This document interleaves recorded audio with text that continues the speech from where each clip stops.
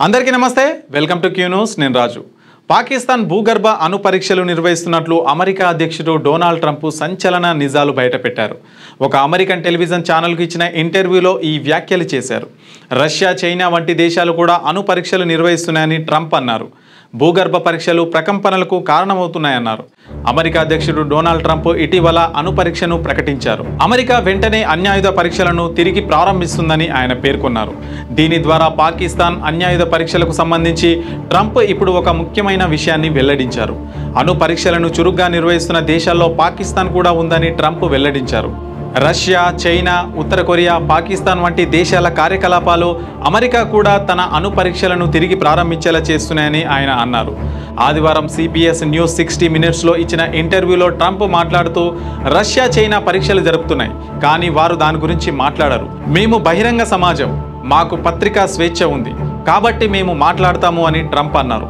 వారు పరీక్షలు జరుపుతున్నారు కాబట్టి మేము పరీక్షిస్తాము ఉత్తర కొరియా పరీక్షిస్తుంది పాకిస్తాన్ పరీక్షిస్తుంది I'm saying that we're going to test nuclear weapons like other countries do, yes. But the only country that's testing nuclear weapons is North Korea. China and Russia. No, Russia's testing nuclear weapons. My understanding and China's testing them too, you just don't know about it.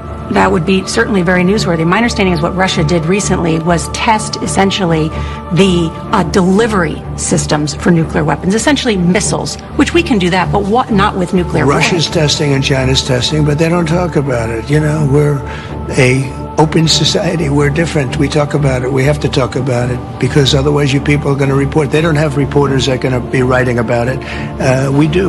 Russia కొత్త అణ్వాయుధాలను పరీక్షించిన తర్వాత 30 సంవత్సరాల తర్వాత మరో అణ్వాయుధ పరీక్ష నిర్వహించాలనే America నిర్ణయం గురించి అడిగినప్పుడు ఆయన ఈ ప్రకటన చేశారు రష్యా తాము పరీక్షిస్తామని ప్రకటించింది ఉత్తర కొరియా నిరంతరం పరీక్షలు చేస్తుంది ఇతర దేశాలు కూడా ఉన్నాయి మేము మాత్రమే దీన్ని చేయడం లేదు పరీక్షించని ఏకైక దేశంగా మనం ఉండకూడదని నేను కోరుకుంటున్నాను అని ట్రంప్ అన్నారు ప్రపంచంలోనే అత్యధిక సంఖ్యలో అణ్వాయుధాలు అమెరికా వద్ద ఉన్నాయని ట్రంప్ పేర్కొన్నారు ప్రపంచాన్ని 150 సార్లు నాశనం చేయగల అణ్వాయుధాలు అమెరికా దగ్గర ఉన్నాయని ట్రంప్ పేర్కొన్నారు రష్యా అధ్యక్షుడు పుతిన్ చైనా అధ్యక్షుడు జిన్పిన్లతో అణ్వాయుధ నిరాయుధీకరణ గురించి చర్చించామని ఆయన పేర్కొన్నారు పరీక్షకు సన్నాహాలు ఇప్పటికే జరిగాయని అయితే సమయం లేదా ప్రదేశం గురించి ఆయన పేర్కొనలేదని ఆయన పేర్కొన్నారు We have more nuclear weapons than any other country.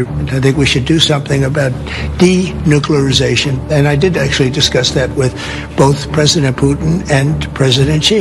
We have enough nuclear weapons to blow up the world 150 times. Russia has a lot of nuclear weapons, and China will have a lot. They have some. They have quite a bit. But so why do we need to test our nuclear weapons? Well, because you have to see how they work. You know, you do have to. And the reason I'm saying testing is because Russia announced that they were going to be doing a test.